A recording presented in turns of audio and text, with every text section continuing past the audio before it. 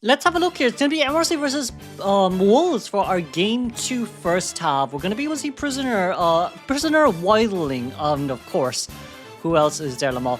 Sorry, my brain is half dying here, but it seems like we're going to go for... Who's our first chase? Deacon here with a first chase as our Acrobat. Prisoner, Wildling, Acrobat, and Meteorologist here with our Survivor side from Wolves.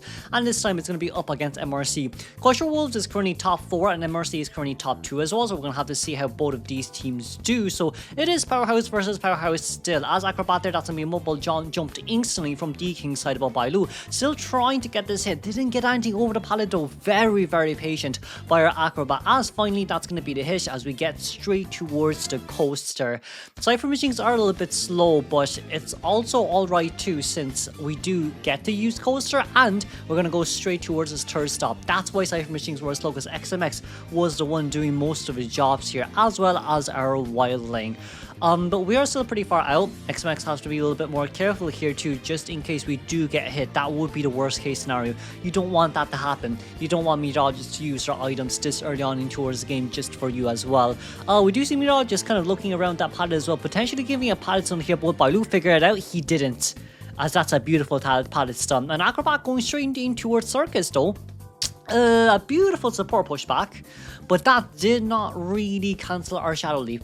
If that canceled Shadow Leap, it definitely would have been better, but it's just too hard to do. Try to get a fireball over towards the other side, but I just feel like Bailu should have went over, but it seems like an instant blink count will be more than enough as well. Wildling here on the way into rescue. Wildling we're really going to have to see, because he's going to have to get on a board and then come in as well. But 3 ciphers are almost done. It's really all just because of that one roller coaster. That's why Moonlit is so good for survivors, and a lot of hunters don't really want to choose Moonlit here too. But for Bailu, the only problem with him now is up against the Wildling, he needs to look for a double down. If he doesn't, I just feel like it's more than enough for a tie. If you want to win double down is kind of one of the biggest potentials that you can kind of aim for right now. That's going to be instant rescue. Didn't really try to play the Terror Shock mind game there, unfortunately. I felt like we should have done it. But D-King, we're holding on towards the snowball right now. There's still quite a bit of time until tide turn is over, but it just seems like it's an instant hit down. You do see as well, right? That's going to be Meteorologist here, so close nearby as well. But it probably will be Wildling decoding for Meteorologist to come in. But I do wonder if there's any chance. No, Meteorologist is healing the Wildling. We're going to get Wildling coming for the second time. It's not a bad idea, but there is a chance for instant farm. So we're going to get on the board here. 40-second board time on XMX's side. Bailu wanting to stop that Cypher machine decoding progress. That is okay, so we're going to stay here for a little while longer. That is a beautiful flywheel. Well, it's a bait from Bailu's side, but the flywheel was there just in case we get that extra hit. But it's okay for now. XMX still playing around. It's in between the circles here. We're ringing around the rosies quite a bit. But Wildling is still pretty fast, isn't he? There's certain opera mings that can catch up, but Bailu, he has to be a little bit more careful here. We get a hit on towards Wildling as D-King actually stood behind the opera singer during that attack animation.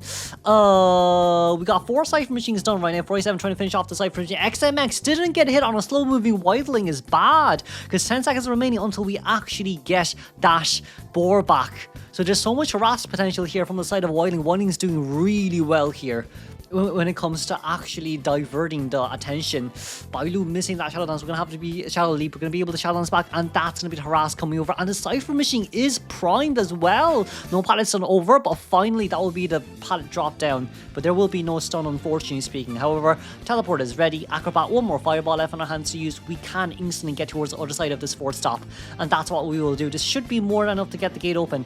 This should be more than enough, as Acrobat here is able to make it just behind that pallet as well. Looking for XMX here as Acrobat. We know that he's slow towards the gate opening speed, but if we can get Wildling then that's even better. But Acrobat going towards the back, Wildling going a little bit closer towards second stop. But that's also okay for Wildling, because as long as he's far away from Acro, it's fine. Because like, the survivors at Big Gate will, it's a Terror Shock down, will be able to rescue him.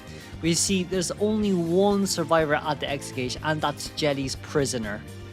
So it does still come off as a bit of an issue now to see whether or not we can get this escape. But it is still very doable. Acrobat's Cypher machine. Acrobat's not going straight towards 47 right now.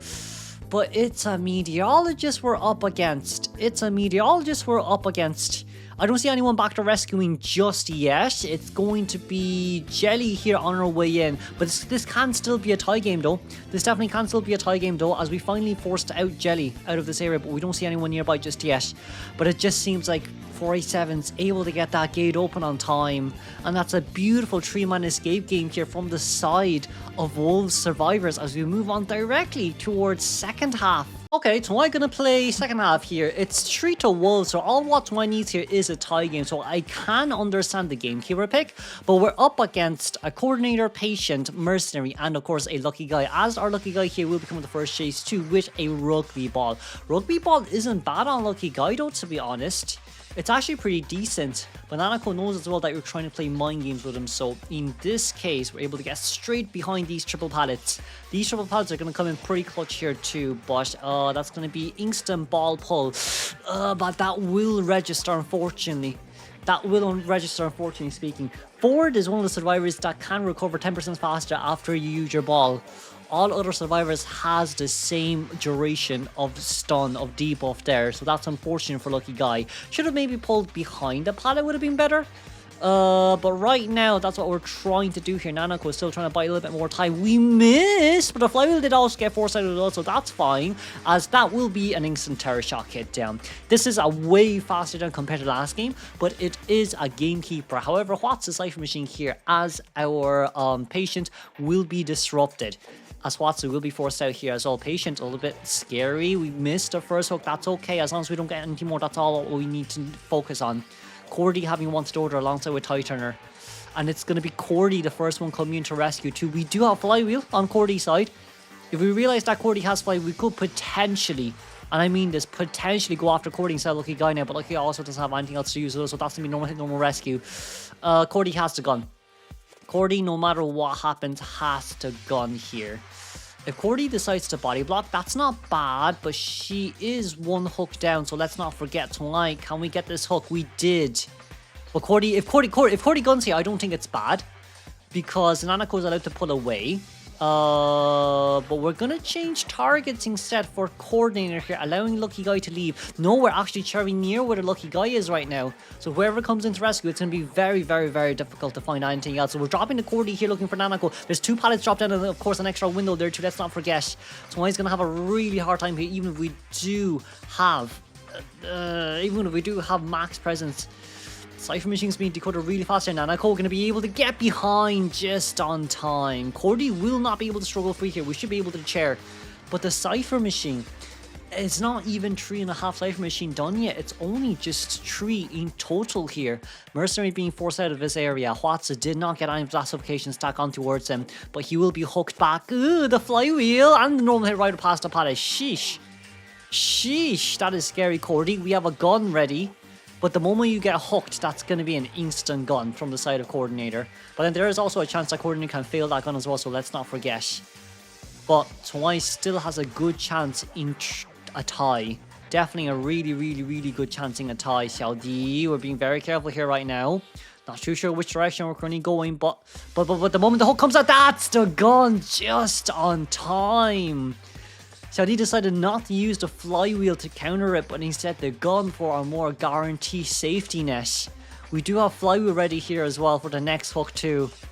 But Cypher Machine, we're just missing one more left. We really are just missing one full Cypher Machine left. What's the Cypher Machine might just get disrupted here a little bit. But I think that's okay. I do think that's okay. It's not the worst case scenario.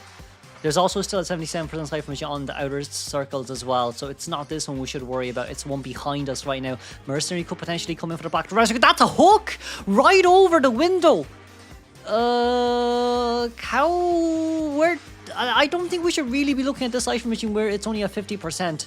But we can still wait and double back because we know that Mercenary is body blocking for that coordinator. And there we go. And once we hook the Mercenary, that's all really what matters. We just need to hook the Merc. It's all the Merc that we need here. It's just the Merc, and we can blink over. We should blink over. We decided not to blink over there as we're playing it a little bit more safe. We're going to go back straight towards the Cypher Machine. But because Xiaodi still hasn't used that flywheel, we don't know whether or not he's borrowed time or not.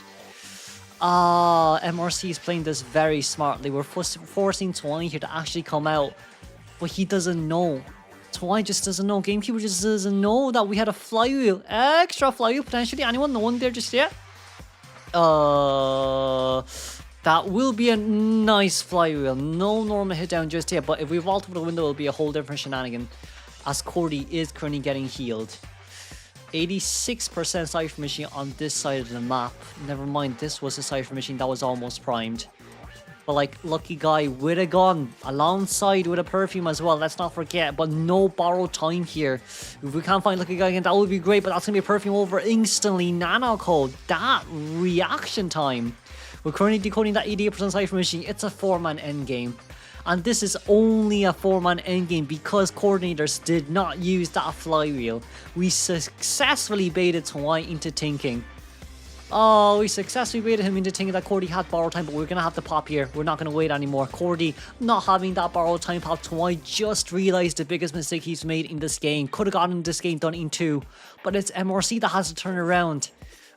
We do have trump card change for teleport. It's Cordy's second chair. Lucky guys currently at the exit gate. Can we get that tie game? Is there potential for a tie game here? Or is this Cordy's only... Hold on, we're teleporting over. Okay, Nanako, the potential on the coaster. Wait, we're out already? Oh no, there's no coaster here. No, we're actually out straight towards third stop. No, we're not out towards third stop just yet. I thought we opened the light, but we actually didn't. Nanako as our lucky guy. We have flywheel, we have gun, we have dungeon just on the other side. We're just opening flywheel used. Okay, we're gonna keep using it in this area because it doesn't matter. It's really hard for us to miss here. We just hooked towards the side and the gun came out just on time with the hook. Hold on, there's dungeon. Nanako, that lucky guy, is able to take the dungeon. What a miracle gun. 2 guns this game.